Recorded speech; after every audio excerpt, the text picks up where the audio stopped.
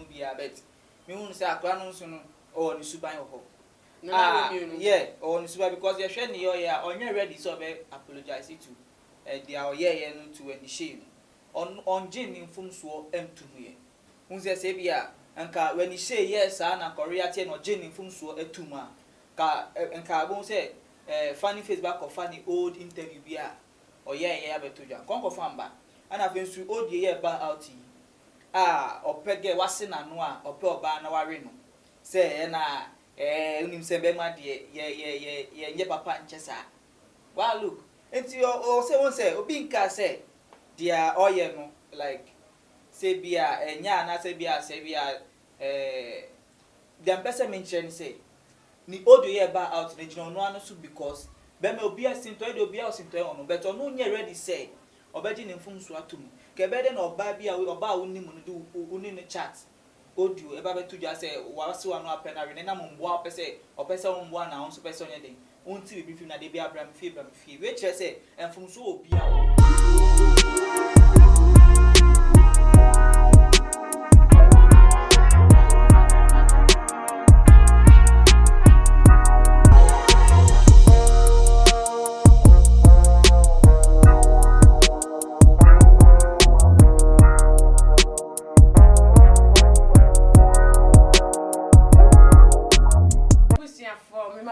Shonko eba too much GH muniaba na ama owusia eni na dano enkoma enam enfamemu ewe ya my Ghana no eno enam si hu enkonya eduso mo fefefe na mo nso ubetimi atibi ewo emu ebusia force si adai de abrantie bi Ghana for ednesi finfin no mu twapo no tetede nam ese no esan nenuma sembia wode koye interview eno ehu enti ebusia for abrantie ameka no asem eye Nana Romeo na ever since Nana Romeo any when the share interview on the Ayiko show so Accra FM echo so at a ko wie boni a when the share FM so at a web before edition free program national Ghana for Enfa Nana Romeo ho enchenie esan so woman say why one too many of these mistakes are woman to me and credit way so as a mistake and I say I dey light am met me amana kokwa because assassin no or they shall say e wo ye kidi so ebra kidi eba or just holistic kidi for sure a kidi buy late na kidi buy late no and some afinu num or they come a kidi e chechire mu e say e degrade kidi no e ma other artists are one support kidi no one bufu ye pa ma say e bi ka say hey abrantie the way we go kidi when ma say saka say e ye the brand that what they take the radio station no eso se kidi na adwumadi a wadi e wo Ghana ha all this one no e ma kofo bufu na akofo bonnet no ho time at say kofo pe de ho kwan na say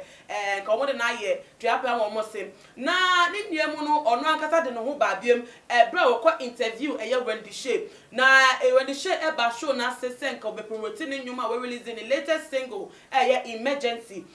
nim ono ankasa ne manager Bullet e chro edema no na wo mo bo nkomo efa enwom no e na ye na Romeo yamu wonu abiem wo diverte eye discussion no ekowura eye Wendy Shay ni relationship a woni ne manager Bullet of Rough Town Records no ewo na nkomodie no se na wo put it to eye Wendy Shay say by force me wo proof me evidence Papa King me say mo hu evidence enu ntika no kre se woni eye Bullet date ana se woni date enu ene ma Wendy Shay ka se da bi bia nkomo no dru die papa we sin agp so be kuma nyima se me so metra ha twa manim gwa se akanfo ye ntra be efa akon enye enugwa senti obede obesore ede akon enu nti nam so ema Wendy Shay esore webufom ede piefi ona enu na Ghana for so say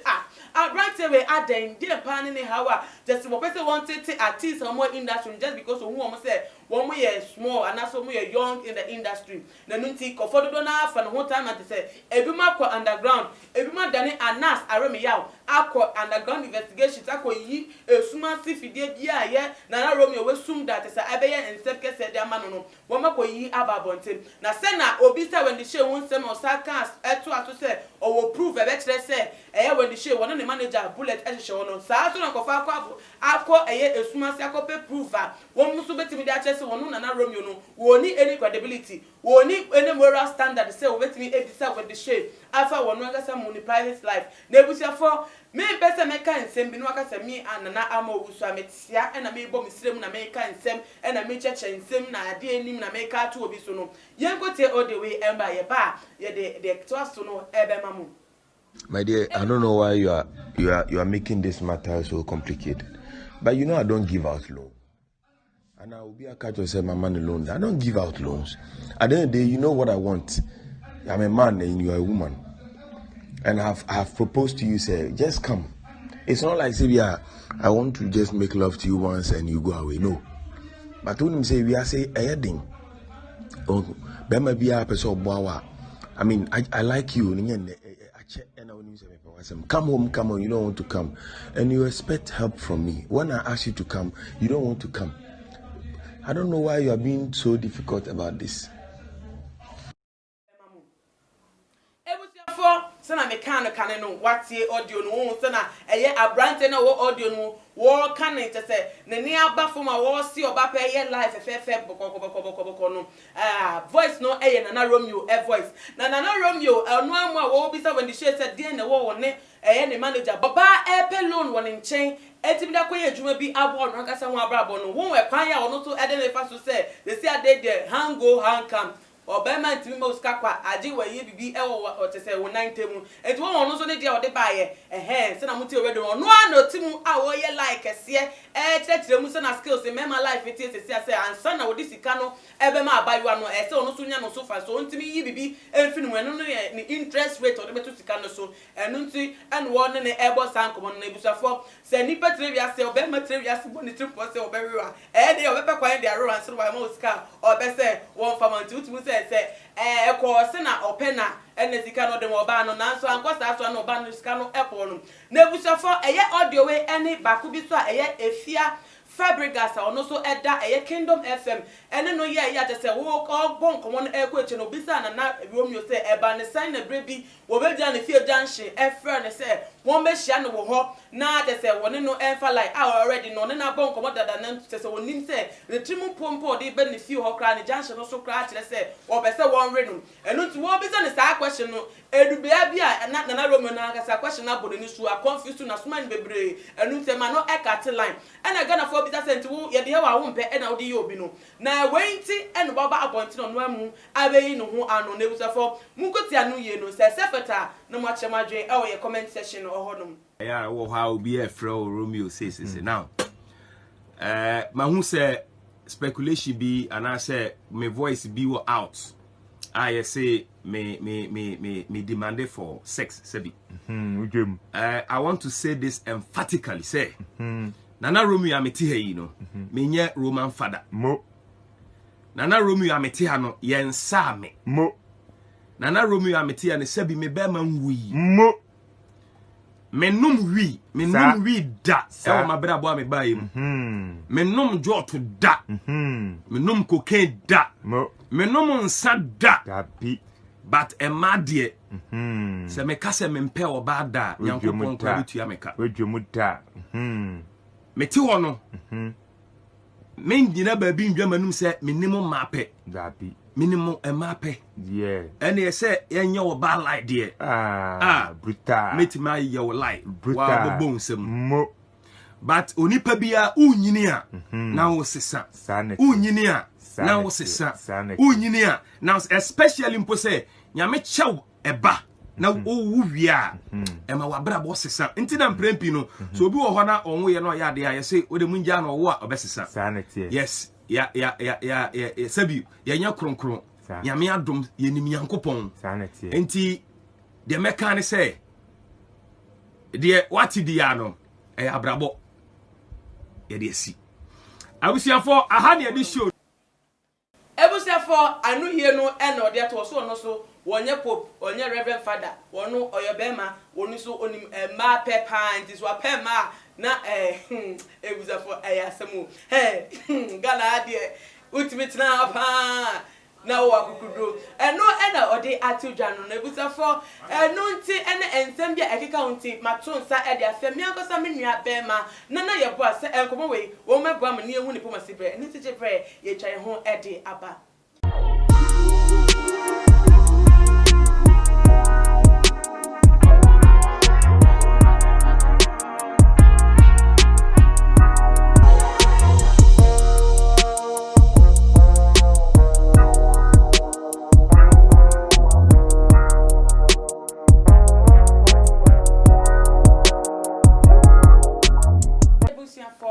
so emamo akwa basronko ebiem nana yeboa bibia woko nyame adom na se guy 1 mismo hoye guy also a guy 2 oh we guy 1 no me dey amount dada upo we guy 1 nana yeboa yehwe bi wa say nana Romeo asemaba will be feeling offended when the she feeling offended ngofo be tesoma coming together mo kan aboneti say on apologize to when the share because of the unprofessional behavior. No, so do not understand that said that be that on patch because on so want to switch back and away. Nah, go far they get videos, they say audios about him. Me nyama wo yi osuma saba no aba bonti sabe defending no ho. Then I would drink fa Nana Romeo ho se sia. Na no so ameda. Anu ase na face me da kwenya. Odi ama me so. Me da wasi. Afenso mehwe mefa akonya wesu na machia tumagie chahwefo nyina omomo amon nyina se ye chia omo afenso so no ye domase ebenya be nyina se omuta ye dwumedie echi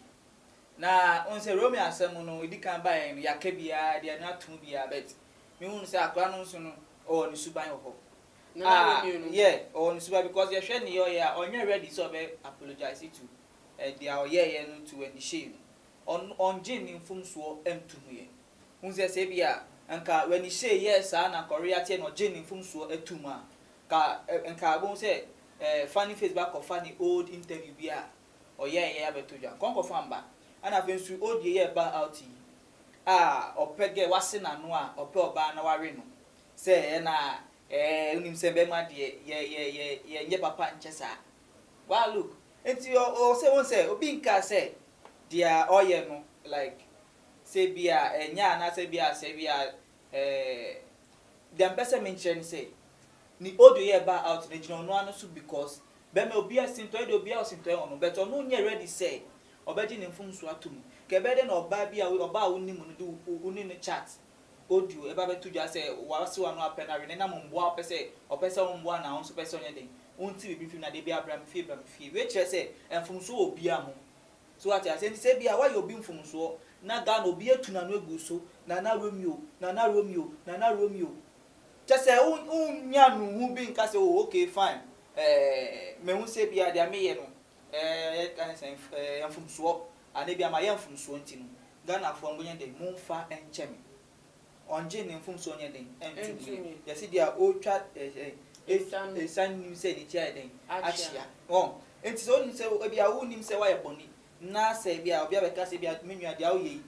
enya then also oye so obekoto oh me sorry and bia dan bia me sorry because obi nka say questions obusa no enye oye journalist and afenso allegations ban say anyoma na obi apese fans ni celebrities o munsem ba fans ni adofo ni obi apese ohun ne kware ye den egom enti no bia ni ni edi asem ni chi enti bia wa ba fine wo say yen set asem no once and for all once and for all no obisa no onu na ye ne ho asem enye ho asem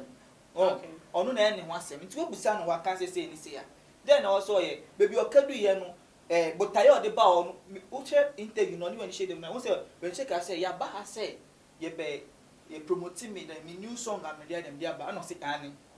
na oba interviewer enye say bia questions are open e bebusa na say enye questions na e bebusa enye say bia botaye de ba onko na say bebusa ada fine so bebusa so bebusa fa ho baby onu na en ho say baby wakadu ye den twaso ana no proof no any mistake or den or yeah so be private life na say bia ye can fine wa ma kwan ma o kan na say o kan so ye den ka say mo proof say bia otiwe na maka say bia mo proof can crese oni boy we nkodai na mo proof fine oni na da me ma san ben me ma me ba no papa ba no me nua no enye me nua no and so no be you are Korean one no be ariwa and for me who Nana Mincho Nana Romeo a journalist or a journalist, yes, true. They say journalists their information no and you pay information and we can dig deep and get them. And until say wakase or prove. Then from the way to an award there when the show no, it means that he had something on his phone now. Now he was ready to show it to her. Say,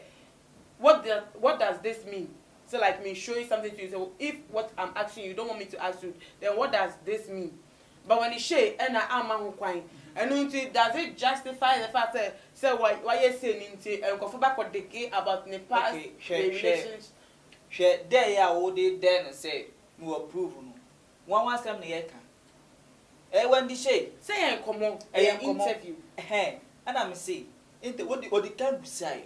Well, yeah, a man here on say what the can busan can't a couple of times say only bullet in proceed that be. Okay. Crawford can when I also yes settle this once and for it and no now interview and share somebody just say no no Romeo no but tayo and yan nyom na ya obota fine what can susua e was so the utwaso ba won twaso kan na wo kan wo prove say how dare you say me who asem wo prove on asem fine wo prove na say bi asem aya credibility be na de be kan wo nipa ban wa na say then I mean so be boa me asem okay who can the attention me image my branding me brand me e ni say my brand wo honum so ati ase Okay. aha enti na de na asem a me hwe na asem no say emboa me mpuntu asem no emfa ebe ka say sika emba ma akoma asem no emfa enimonyam ba ma ko na say be say midin a adenti na mama go ahead say brana be gu mani ase Okay. one of my person ni nyonku ngu nani ase Obi am. enti na one de e unprofessional human no yen ana o share funny face crampo video release here say na room na ko say ni suban one because o share no a allegations aba say funny face who na room o share funny face or again w dem busa funny face or again Me be say na 17. obi o again our first one second one our rema twins abem enti obi we get o twins na so obi nya danfo na so obi say the nyonko bi si onua na oboa na e na mo the allegations bad be say nse oyege na ipo oyege mpo a what ye twem oba interview obusa no obusa first one aka wi afa na wo say the busa no mo so one answer funny face man enti akwa say nsuman fine say asem ni ba na say wo kan obi obema on kwan say okay me there fa kire you obi and the osi pe ni he obi wa he oye that type no dey fan ho you obi wa hwe fan ho but obi say emotional so obi emotional go anyo obi wa ha e ko so ade do be ha no enti me hwe na say be ha me na me si twaso a first thing is about there obi twaso Nana yamra back to Nana Romeo ni audio never out say as personality to say or no out on a radio station at least onya her cramp who motivate other people and go for show so na obi show so say obi dia we do people so we do abapa mu no okay betima ye memwa enti boa me say wakoyo benti na pate say oye wagidi Ghana ha oba bi so wade age ware na ansa na waye ni sa fe o say no de emba de obi a ni suban me go straight to the point age ware o say emwa de obi okwan o fa so de bu obi a obi bu obi na so pe bi a den efri no obu o se bia menwa o ska menwa connections mu ya mele ubu se me bia mema na am se da me hia omo anu so be de obebu an obi so abu obi a free obi e obu a charge okay obu obi a obi timi fo obi no abo onim me na call be ma deal but in be ma de be ma abu oba there two things either say ni girlfriend or one ana bia onu nya be film na obo an but say na mo na oni me abai da funa chinchire bia demand because utie odu na I say girl need demand bibi no aka say me see ye dem brefie bi mu boa nkrofo a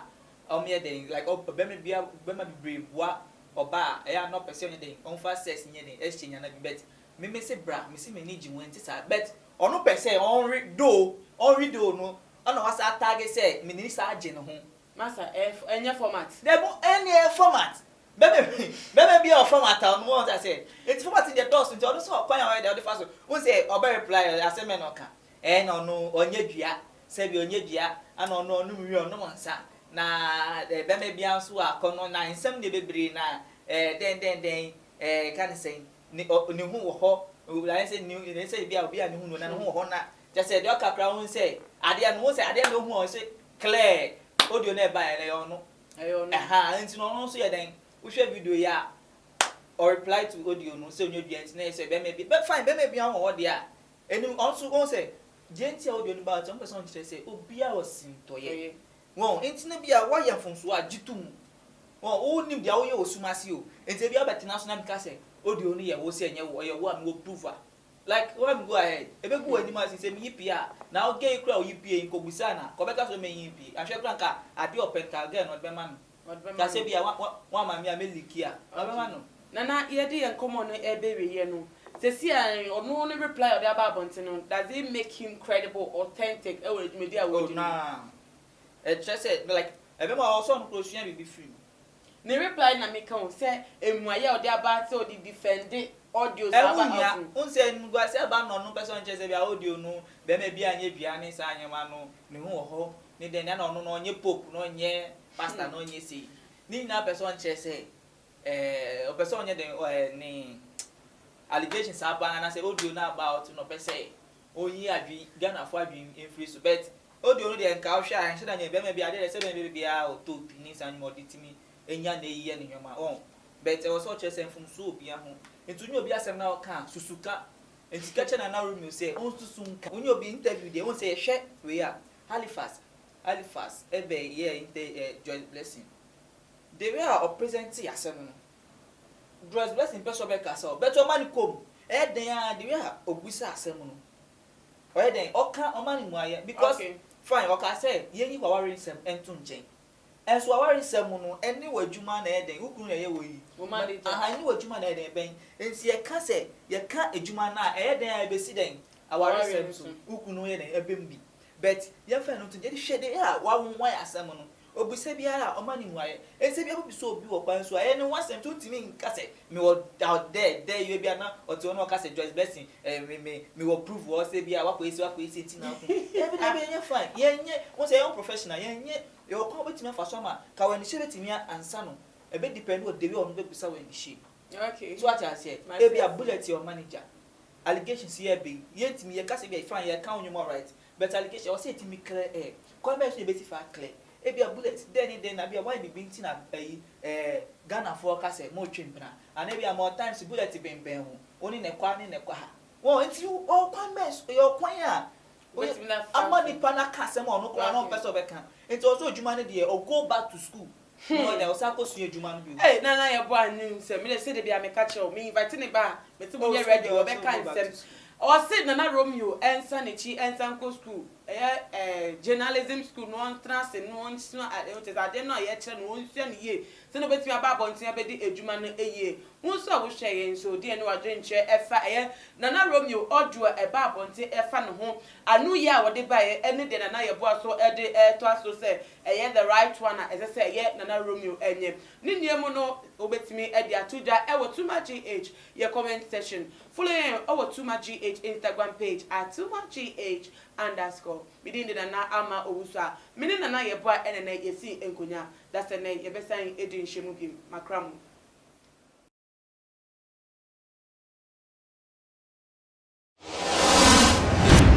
the major prophet kum chacha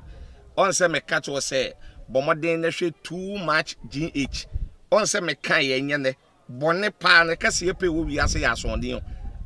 nti na Adam wo hu nyame ye no nyam no wo hu ne ma bi a wo hwehwehwehwe e wo other place ne ade kat won na bomoden na be hwe